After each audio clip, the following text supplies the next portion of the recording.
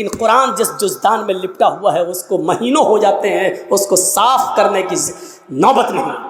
جس طریقے سے بے نمازی عورت بے نمازی آدمی کے ساتھ نہیں رہ سکتی، اسی طریقے سے نمازی شوہر کے ساتھ بے نمازی عورت نہیں رہ سکتی۔ دیکھ رہے ہیں آپ، ان نبیوں پر بھی نماز فرض تھی۔ یہ الگ بات ہے کہ کسی نبی کے اوپر 2 رکعت فرض تھی، کسی نبی کے اوپر 4 رکعت فرض تھی، کسی نبی کے اوپر 3 رکعت فرض تھی، کسی کے اوپر 2 ٹائم کی تھی، کسی کے اوپر 3 ٹائم کی تھی، صبح دوپہر شام، اور کسی کے اوپر 5 ٹائم بھی تھی، کسی کے اوپر 4 وقت کی بھی نماز فرض تھی۔ لیکن اللہ کے نبی جناب محمد رسول اللہ صلی اللہ علیہ وسلم جب نبی بنا کر بھیجے گئے تو آپ نے یہ نماز 5 وقت کی فرض کی، کیونکہ اللہ تعالیٰ نے 50 سے 5 وقت کی کر دی، اور جب 5 وقت کی فرض کر دی گئی تو نماز کا اصول یہ بنایا کہ فجر میں 2 رکعت رکھ دی، ظہر میں 4 رکعت رکھ دی، عصر میں 4 رکعت رکھ دی، مغرب میں 3 رکھ دی، اور عشاء میں 4 رکھ دی، کیونکہ کسی نبی کے اوپر 2 تھی، کسی کے اوپر 3 تھی، اور کسی کے اوپر 4 تھی۔ 2 سے کم نہیں تھی اور 4 سے زیادہ کسی کے اوپر فرض نہیں تھی، اس لیے اللہ کے نبی نے 2 بھی رکھی، 3 بھی رکھی اور 4 بھی رکھی، تاکہ لوگوں کو اس بات کا علم ہو جائے کہ میں کسی نبی کے خلاف نہیں ہوں۔ میں نے فجر میں 2 رکعت نماز فرض کی ہے تاکہ ان نبیوں کی بھی اقتدا ہو جائے جو 2 رکعت جو پڑھا کرتے تھے۔ 3 رکعت بھی میں نے مغرب میں رکھ دی ہے، کیونکہ کچھ نبیوں پر 3 وقت 3 رکعت فرض تھی، تو میں نے ان کو کی 3 رکعت بھی رکھ دی تاکہ اس نبی کی سنت بھی زندہ ہو جائے۔ اور جن نبیوں پر 4 رکعت فرض تھی ہم نے ظہر، عصر اور عشاء میں 4 رکعت فرض کر دی تاکہ اس نبی کی سنت پر بھی عمل ہو جائے۔ میں نبیوں کا مخالف نہیں ہوں، میں رسولوں کا مخالف نہیں ہوں، ہاں میں آخری نبی ہوں، اب طریقہ میرا چلے گا، اب راستہ میرا چلے گا۔ دنیا میں 3 ہی قسم کی مخلوق ہے۔ ایک مخلوق جو ہمیشہ کھڑی رہتی ہے، جیسے پیڑ، درخت، پہاڑ، یہ کھڑے ہیں۔ کچھ مخلوق جھکی ہوئی ہوتی ہے، جیسے بھینس، بکری، گائے، بھیڑ۔ آپ دیکھیے ہم لوگ جب ایسے رکوع میں چلے آئیں تو بالکل وہی شکل ہو جاتی ہے۔ اور کچھ مخلوق زمین سے چپکی ہوئی ہوتی ہے، جیسے چھپکلی، چوہا، دیوار پہ بھی چڑھے گا تو چپکا ہوا ہوگا، زمین پہ ہوگا تو ایسے ہوگا۔ یہ 3 ہی قسم کی مخلوق ہے، چوتھی کوئی قسم نہیں ہے۔ اور اللہ کہتا ہے یسبح للہ ما فی السماوات و ما فی الارض، زمین و آسمان کی ساری مخلوق اللہ کی تسبیح بیان کر رہی ہے، اللہ کی حمد و ثنا بیان کر رہی ہے۔ اللہ کے نبی صلی اللہ علیہ وسلم نے نماز میں یہ تینوں کنڈیشن لاگو کر دی ہے۔ اللہ اکبر، اے اللہ یہ پہاڑ بھی تیری حمد و ثنا بیان کرتے ہیں، یہ درختوں کے پتے بھی حمد و ثنا بیان کرتے ہیں۔ اگر تجھے کھڑے ہو کر کی جانے والی عبادت زیادہ پسند ہے درختوں کی، پہاڑوں کی، تو دیکھ میں کھڑا ہوں، اللہ اکبر، میری اس ادا کو قبول کر لے۔ اگر تجھے 4 پیر والے جانوروں کی عبادت زیادہ پسند ہے تو دیکھ میں جھک گیا ہوں، اللہ اکبر، میں نے رکوع کر لیا ہے، دیکھ میں نے بھی ان کی طرح شکل بنا لی ہے۔ اگر تجھے چھپکلی، چوہے اور زمین پر رینگنے والے کیڑے مکوڑے، سانپ، بچھوؤں کی عبادت اور ان کی تسبیح پسند ہے تو دیکھ میں سجدہ کر رہا ہوں، اللہ اکبر، زمین پر چپک گئے، سجدہ کر لیا۔ اے اللہ اگر تجھے یہ حیت پسند ہے تو میں بھی اس حیت کو کر رہا ہوں۔ تینوں چیزیں نماز کے اندر لاگو کر دی ہیں۔ پتہ نہیں اللہ کو کون سی ادا زیادہ پسند ہے، اللہ تینوں اداؤں میں سے جو تجھے پسند ہے وہ قبول کر لے۔ آئیے ایک اور چیز بتاتا ہوں آپ کو۔ اللہ کے نبی صلی اللہ علیہ وسلم کے پاس چند صحابہ آتے ہیں، ہاں سنیے زبردست چیز، چند صحابہ آتے ہیں اور آ کر کہتے ہیں اے اللہ کے نبی صلی اللہ علیہ وسلم، میں جب مسجدوں میں نماز پڑھنے جاتا ہوں تو یہ کافر کان لگا لگا کر سنتے ہیں، دیواروں پر کان لگا کر سنتے ہیں۔ جب ہم زور سے مسجدوں میں نماز کی حالت میں قرآن کی تلاوت جب میں زور سے کرتا ہوں تو یہ کافر سن لیتے ہیں باہر سے، پھر یہ مسجدوں میں گھس جاتے ہیں اور بے تحاشا مارتے ہیں، اتنا مارتے ہیں کہ مارتے مارتے پیڑتے پیڑتے ہمیں بدحال کر دیتے ہیں، لہو لہان کر دیتے ہیں۔ اللہ کے نبی نے پوچھا اچھا یہ بتاؤ وہ کس وقت کان لگا کر سنتے ہیں تمہاری دیواروں پر؟ کہا اللہ کے نبی شام کو جب کام کر کے واپس آتے ہیں، بہت دیر ہو گئی، تقریباً 1.5 گھنٹہ 1 گھنٹہ، وہاں بڑا شور ہو رہا ہے پیچھے، وہ لوگ سن ہی نہیں رہے, پتہ نہیں کیا خرافاتیں کر. بچے نہیں ہیں اس میں, کچھ بڑے بھی ہیں, ادھر دیکھو پیچھے, اور ابھی تک نہیں سن رہے. دیکھو وہ پھر چھلانگ لگا رہا, کود رہا, ان کی آواز یہاں تک آ رہی ہے. کوئی ایسا آدمی نہیں ہے جو ان کو بھگا دے, ان کو کہہ دے گھر جائے. اتنے شیطان بچے, ان کے ماں باپ سے پوچھو, ہمارا دل کہتا ہے یہ رات میں پیدا ہوئے ہوں گے. ہاں بڑا بڑا بھی ہے, ہم کو یہاں سے دکھ رہا ہے, ابھی نگاہیں اتنی کمزور تھوڑی ہوئی ہماری. پوچھا اللہ کے نبی صلی اللہ علیہ وسلم نے, اچھا یہ بتاؤ کہ وہ کس وقت کان لگا کے سنتے ہیں؟ کہا اللہ کے رسول وہ جب شام کو کام کر کے واپس آتے ہیں جب, تو وہ کان لگا کر سنتے ہیں, یعنی عصر کے وقت. تو اللہ کے نبی صلی اللہ علیہ وسلم نے فرمایا اچھا تو کان لگاتے ہیں وہ دیواروں پر؟ کہاں. تو ٹھیک ہے پھر عصر میں تم قرآن کی قرأت زور سے کرنا بند کر دو, یعنی آہستہ پڑھ لو. اور کب کان لگاتے ہیں؟ کہ اللہ کے رسول قیلولہ کرتے وقت. ہم لوگ جب دوپہر میں کام کر کے آتے ہیں, گھر میں کھانا کھا کے تھوڑا سوتے ہیں, قیلولہ یعنی ظہر کی نماز کے وقت وہ کان لگا کر سنتے ہیں, اور ہم کو پکڑ کے مارتے ہیں جب ہم زور سے قرآن کی تلاوت کرتے ہیں تب. تو اللہ کے نبی نے کہا ظہر میں بھی تم قرآن کو آہستہ پڑھو. دیکھیے آپ نے یہ نہیں کہا کہ نماز گھر میں پڑھ لو. مقامی آدمی ہو, جو کہیں کا رہنے والا ہو, آپ اپنے گاؤں کے رہنے والے ہیں, تو آپ اپنے گھر پہ نماز نہیں پڑھیں گے. کوئی مسافر آدمی ہے, سفر سے آیا ہے, تو وہ جہاں ٹھہرا ہے, جہاں رکا ہے, وہ نماز پڑھ سکتا ہے اپنے مقام پر جہاں وہ ٹھہرا ہے, اس لیے کہ اس کو قصر میں کرنا ہے, 2 رکعت پڑھنا ہے. اور مسافر ظہر اور عصر ایک ساتھ پڑھ سکتا ہے, مغرب اور عشاء ایک ساتھ پڑھ سکتا ہے, وہ 2 نمازیں ملا سکتا ہے, اس کو گنجائش ہے. لیکن مقامی آدمی کو نہیں. اللہ کے رسول نے ان سے کیا کہا؟ اچھا ظہر میں مارتے ہیں اور عصر میں مارتے ہیں. کہاں؟ تو ٹھیک ہے ظہر میں آہستہ پڑھ لو اور عصر میں آہستہ پڑھ لو. اچھا یہ بتاؤ مغرب میں؟ کہ اللہ کے رسول وہ بہت دیر سے آتے ہیں, تو مغرب میں وہ کان لگا کے نہیں سنتے ہیں. تو آپ نے فرمایا پھر مغرب میں قرآن کی تلاوت زور سے کرو. اچھا عشاء میں؟ ہاں اللہ کے نبی جب وہ گھر کاروبار کر کے کھیتی باڑی کر کے واپس آتے ہیں تو عشاء میں بھی کان لگا کے سنتے ہیں. آپ نے فرمایا ہاں, تو وہ عشاء میں بھی نہیں سنتے ہیں کیونکہ تھکے ہوئے ہوتے ہیں, کھانا کھایا اور سو گئے. مغرب کے بعد آتے ہیں, سنتے نہیں ہیں, اس لیے آپ نے کہا مغرب میں پڑھو زور سے. عشاء کی نماز آپ اتنی دیر سے پڑھتے ہیں کہ ان کو نیند آ جاتی ہے, وہ عشاء میں بھی نہیں سنتے. آپ نے فرمایا تو عشاء میں بھی پڑھو. اچھا فجر میں؟ کہ اللہ کے نبی فجر میں تو وہ خود ہی گھوڑا بیچ کے سوتے رہتے ہیں. تو آپ نے کہا پھر فجر میں بھی زور سے تلاوت کرو. پہلے یہ 5 وقت زور سے تلاوت ہوتی تھی, 5 نمازوں میں زور سے پڑھا جاتا تھا. الحمدللہ رب العالمین. جب صحابہ نے شکایت کی کہ اللہ کے رسول یہ ہمیں مارتے ہیں, کانوں میں دیواروں پہ کان لگاتے ہیں, سن لیتے پڑھ رہے ہیں تو مارتے ہیں, پیٹتے اتنا مارتے ہیں کہ لہو لہان ہو جاتے ہیں. تو آپ نے کہا کب مارتے ہیں؟ کہا ظہر میں. آپ نے کہا ظہر میں آہستہ پڑھو.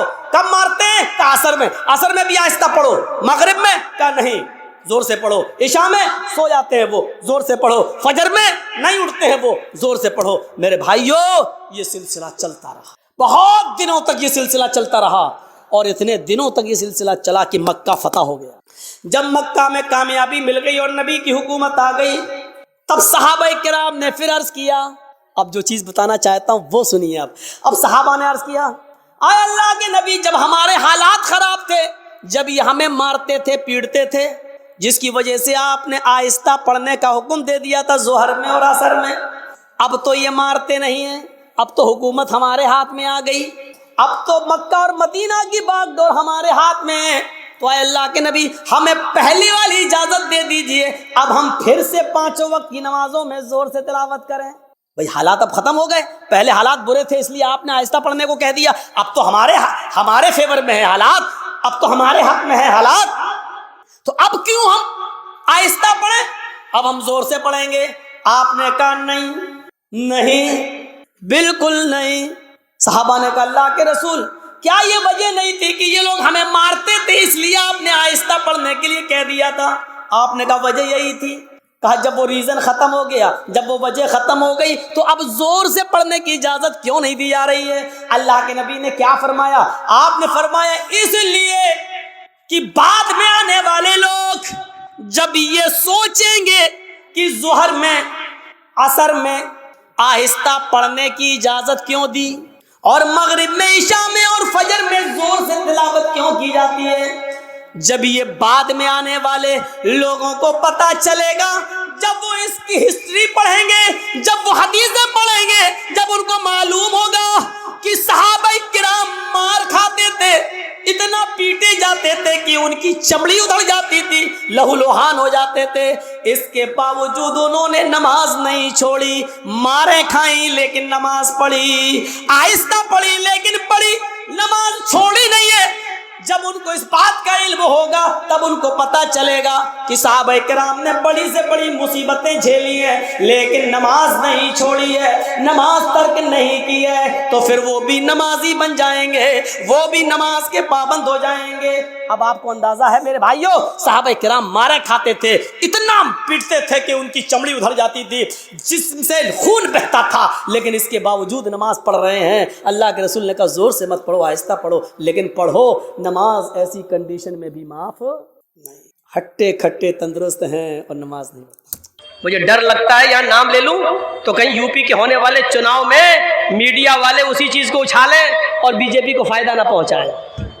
वैसे बीजेपी को हम मुसलमानों में बहुत से लोग मिल गए फायदा पहुंचाने के लिए, संतुष्टि के साथ वो बैठी हुई है कि हम तो जीत रहे हैं, हम तो निकल रहे हैं, क्योंकि हमारा काम तो मुसलमान ही लोग कर रहे हैं। मैंने इशारे में बहुत कुछ कह दिया है, बहुत ही मौजरत के साथ अगर किसी को बुरा लगा हो तो लगता रहे। मैं माफ़ी नहीं मांगता हूँ, जुर्म ही नहीं किया तो माफ़ी क्यों मांगू?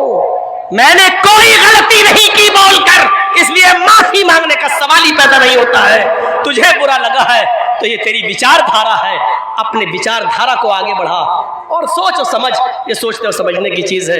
इत्मीनान के साथ बैठी हुई है बीजेपी कि हमारा काम तो हो रहा है। आपको एक राज की बात बताऊँ, मेरे पास यूपी की कुर्सी संभालने वाला, उसका भेजा हुआ एक आदमी लखनऊ में मेरे पास आया और मुझसे कहता है मौलाना साहब आप या तो बीजेपी का प्रचार करिए और ब्लैंक चेक ले लीजिए, जो चाहिए वो ले लो, खुलकर आइए बीजेपी में, हम स्वागत करेंगे, पूरे उत्तर प्रदेश का हम आपको अल्पसंख्यक का अध्यक्ष बना देंगे। मैंने कहा नहीं साहब, बीजेपी में हम नहीं जा सकते, बीजेपी में हम जाएंगे तो हमारी कब्र खुद जाएगी। तो कहने लगा तो फिर तुम्हारे एक मुसलमान भाई भी हैं, नाम समझ गए ना, मैं नहीं लूँगा, आपके एक मुसलमान भाई भी हैं, वो लड़ रहे हैं, वो हम लोगों के बड़े विरोध में रहते हैं, फिर आप उस पार्टी का प्रचार कीजिए। मैंने कहा आपको क्यों इंटरेस्ट है उसमें? कहा कि उनके प्रचार से हमें फ़ायदा हो जाएगा। हमने कहा नहीं, अगर मैं अखिलेश का साथ दे दूँ तो? बोले अखिलेश का साथ दोगे या मायावती का या कांग्रेस का, तो जो हाल मौलाना कलीमुद्दीन का किया वही हाल तुम्हारा भी कर देंगे, जेल में ठूस दिए जाओगे। इतना याद रखना, मैं वार्निंग देने आया हूं, धमकी देने आया हूं आपको। या तो हमारा साथ दीजिए और हमारा देने से मुसलमानों में आपकी छवि खराब हो रही है तो उस पार्टी पे चले जाइए और हमारे योगी जी को जितनी गाली दे सकते हो दीजिए, क्योंकि हमें फायदा हो रहा। अगर अखिलेश या मायावती के साथ गए तो जेल में चला देंगे। हमने कहा जुर्म क्या किया मैंने? क्या कहता, जुर्म करता कौन है? जुर्म करता कौन है? आपको कोर्ट में साबित करना है कि हमने जुर्म नहीं किया। ये साबित करने के लिए आपको 10 साल लग जाएंगे। ये धमकी आई है मेरे पास, या तो इसका साथ दो, इसका नहीं दे रहे हो तो उसका साथ दो। खुली किताब है यार, क्यों मुझसे कहलवाते हो? मैं बिहार में नहीं कहना चाहता हूँ, बंगाल में ममता दीदी ने पूरी इजाज़त दी है, खूब बोलो। मैं देता हूँ, जाता हूँ, बोलता हूँ, नाम भी लेता हूँ, इसलिए कि जहाँ मेरे ऊपर केस होने का खतरा नहीं है वहाँ लेता हूँ, नाम भी लेता हूँ। अपने आप को बचाना भी ज़रूरी है। समझो, पहचानो, गौर करो, ये देखो, इस वक्त कोई तुम्हारा नहीं है, ये सच है, कोई तुम्हारा नहीं है, सच है। लेकिन ये भी सोच लो कि इस वक्त हमें अपने आप को बड़े नुकसान से बचाना है तो छोटा नुकसान आपको करना पड़ेगा। आप ये सोचो कि छोटा नुकसान नहीं, आपके पैर में कैंसर है, डॉक्टर ने कह दिया पैर काटना पड़ेगा, नहीं तो आपकी जान जा रही है। इसलिए बड़ा नुकसान यह है कि मेरी जान चली जाए, बच्चे बेचारे यतीम हो जाएंगे, और छोटा नुकसान यह है कि हमारा पैर कट जाए लेकिन बच्चे तो हमारे सामने रहेंगे। तो बड़े नुकसान से बचने के लिए छोटा नुकसान कर दो, यानी अपना पैर कटा के अपनी जान बचा लो। यही अक्लमंदी है, यही अक्लमंदी है। ये देख लो इस वक्त कि हमारा बड़ा नुकसान किसमें और छोटा नुकसान किसमें है, ये देखना पड़ेगा तुम्हें। हमारी बीवी को बच्चा हो रहा है, डॉक्टर ने कह दिया कि आपकी बीवी या आपके बच्चे में से मैं किसी एक को बचा सकता हूं। जर्जीस को बच्चा भी प्यारा है, जर्जीस को बीवी भी प्यारी है, लेकिन दोनों में से एक बचेगा। कलेजे पे हाथ रखकर कह दिया बीवी को बचा लो, बीवी रहेगी तो बच्चे तो बाद में और भी आ जाएंगे, अगर बच्चा जा रहा है तो जाने दो। अक्लमंदी यही है, वरना दोनों मारे जा रहे हैं। तो मेरे प्यारे साथियों, बड़े नुकसान से अपने आप को बचाने के लिए छोटा नुकसान करना पड़े तो कर दो। इस्लाम के उसूलों पर आ जाओ, इस्लाम के ज़ाब्तों को पकड़ो। चंदे का ऐलान हो रहा, दो, यही चीजें कामयाबी की दलील है। मैं ऐलान नहीं करूंगा, मैं बैठूंगा नहीं, मैं आपसे रुपया लेने के लिए यहां पर बैठकर इंतजार नहीं करूंगा। याद रखो, एक मिसाल देके जा रहा हूं, बिहार वालों खुशनसीब हो, बंगाल वालों खुशनसीब हो कि तुम्हारे यहां मदरसों पे कोई पाबंदी नहीं है। सरकारी स्कूलों में तुम पढ़ा रहे हो, मदरसे खुले हैं, बंगाल में खुली इजाजत है। हम यूपी वालों से पूछो, हमारे मदरसे बंद किए जा रहे हैं, मदरसों पे छापे मारे जा रहे हैं, मदरसे के उस्तादों पर नजरें रखी जा रही हैं, सीसीटीवी कैमरे लगाए जा रहे हैं, हमारे यूपी के मदारिस को बंद करने की प्लानिंग हो रही है। याद रखना, अगर ये मदरसे जो आप लोगों के इसी चंदे से चलते हैं, अल्लाह न करे कि यूपी वाला माहौल आपके यहां आ जाए, ये मदरसे अगर बंद हो गए तो कोई फिर अली मियां नदवी जैसी शख्सियत पैदा नहीं होगी, फिर कोई एहसान इलाही ज़हीर जैसी शख्सियत पैदा नहीं होगी, कोई इब्न तैमिया और इब्न क़य्यिम बनकर नहीं निकलेगा। याद रखना, कोई फिर अबू हनीफा और इमाम शाफी और इमाम मालिक और इमाम अहमद इब्न हंबल बनकर नहीं निकलेगा। आप चाहते हैं कि दीन बाकी रहे, आप चाहते हैं कि इस्लाम बाकी रहे, तो इन मदरसों की हिफाजत करो, रुपयों से, पैसों से, दौलत से आप दीजिए और इन मदरसों को जिंदा रखिए। मैंने बहुत कुछ कह दिया है, और एक बात बता दो, अल्लाह की राह में देने से कम नहीं होता है, अल्लाह की कसम नहीं होता है। मिसाल दे दूं, एक कुतिया कितने बच्चे पैदा करती है? 4, 5, 6, कभी कभी 12 बच्चे भी पैदा कर देती है कुतिया। लेकिन आप देख लीजिए, एक कुतिया 5, 6, 10 बच्चे पैदा करती है, लेकिन रास्ते में जाइए, कुत्ते और कुतियों की तादाद आपको बहुत कम दिखेगी। क्यों? बस सड़क पे कोई ट्रक से मर गया, कोई उस बस से मर गया, कोई इससे मर गया, बहुत कम। एक कुतिया 10-12 बच्चे देती, लेकिन तादाद कुत्तों की बहुत कम है। और एक बकरी को देख लो, 2 ही बच्चे देती है, बहुत कम है जो 3 दे, 1 या 2 या 1। इस साल भारत के 35 करोड़ मुसलमानों में अगर 1 करोड़ भी कुर्बानी हुई और 1 करोड़ जानवरों को ज़िबा कर दिया जाए, अगली साल कुर्बानी का महीना आता है तो आप देख लीजिए कि 1 करोड़ की तादाद फिर से तैयार हो जाती है। क्यों? एक बकरी सिर्फ 2 या 1 बच्चा देती है, लेकिन और रोजाना कितने ज़िबा किए जा रहे हैं और हम लोग उनका गोश्त खा रहे हैं। जरा तसव्वुर किया आपने, जो जानवर अल्लाह की राह में जितने ज़िबा किए जा रहे हैं, दूसरे साल उससे ज्यादा पैदा हो रहे हैं। सऊदीया में चले जाओ, 50-50 लाख हाजी लोग हज के मैदान में, और हर हाजी वहां अपनी तरफ से एक कुर्बानी तो देता ही देता है। 50 लाख हाजी का मतलब 50 लाख जानवर एक साल कुर्बान हुए, दूसरे साल 50 लाख फिर उसी सऊदीया की सरजमीन पर पहुंच गए। जो चीज अल्लाह की राह में जितना कटती है, जितना खर्च होती है, वो बढ़ती है। मेरे भाइयों, आप अल्लाह की राह में जितना दोगे बढ़ेगा, इजाफा होगा, आपके घरों में बरकत होगी, और जितना सैंत के रखोगे, बचाओगे, तो कभी आपके बच्चे की बीमारी में चला जाएगा, कभी किसी को कैंसर हो जाएगा, कभी किसी की किडनी खराब हो जाएगी, अल्लाह ताला कहीं ना कहीं वसूल कर लेगा। इतना याद रखिए, ये सदका और खैरात आने वाली बलाओं को टाल देती है, आने वाली बलाओं को दूर कर देती है। अल्लाह के नबी ने फरमाया, तकदीर में सारी चीज लिखी जा चुकी है, अगर तकदीर में लिखी हुई किसी मुसीबत को अगर तुम दूर करना चाहते हो तो तुम सदका और खैरात करो, क्योंकि सदका और खैरात आने वाली मुसीबतों पर रोक लगा देती है। मेरे भाइयों, दुनिया में यही सदका और खैरात कर जाइए, ताकि अगर हमारी मौत एक्सीडेंट से लिखी है तो सदका हमारे उस एक्सीडेंट को टाल दे। अब आप कहोगे कि तकदीर में तो सब लिखा है, हमारी मौत जब, तो तकदीर में यह भी लिखा होता है कि इस आदमी की मौत एक्सीडेंट से लिखी है, लेकिन 1 महीना पहले ये सदका और खैरात करेगा और हम इसकी मौत को टाल देंगे। ये भी तकदीर में लिखा हुआ है, ये भी तकदीर में लिखा हुआ है। मेरे भाइयों, इस्लाम के अंदर पूरे के पूरे दाखिल हो जाइए। एक मुसलमान दूसरे मुसलमान की इज्जत और आबरू को समझे। चलिए, 2:10 हो चुके हमारी खड़ी में। मेरे भाइयों, मैंने 10 मिनट फिर भी ज्यादा ले लिया है आपका, फिर भी आपको देखकर थोड़ा सा रहम आ गया है हमें। मैं चाहता हूं कि 10 मिनट और बैठ जाऊं आपके पास, और इस बैठ कर मैं इंतजार कर लूं। आपने जिस तरीके से चंदा करना चाहिए और होना चाहिए नहीं दिया। मेरी इन मिसालों के बाद, सदका और खैरात की बात कह देने के बाद, सदका और खैरात से माल बढ़ता है ये कह देने के बाद, चलिए मैं 10 मिनट का टाइम आपको और देता हूं और इसके बाद फिर मैं आपसे अपील करता हूं कि अब मेरे कम सुनने ही पर आज इक्तिफा कीजिए, जिंदगी रही तो फिर कभी बुलाइएगा और इंशाअल्लाह मैनेजमेंट और टाइम के मुताबिक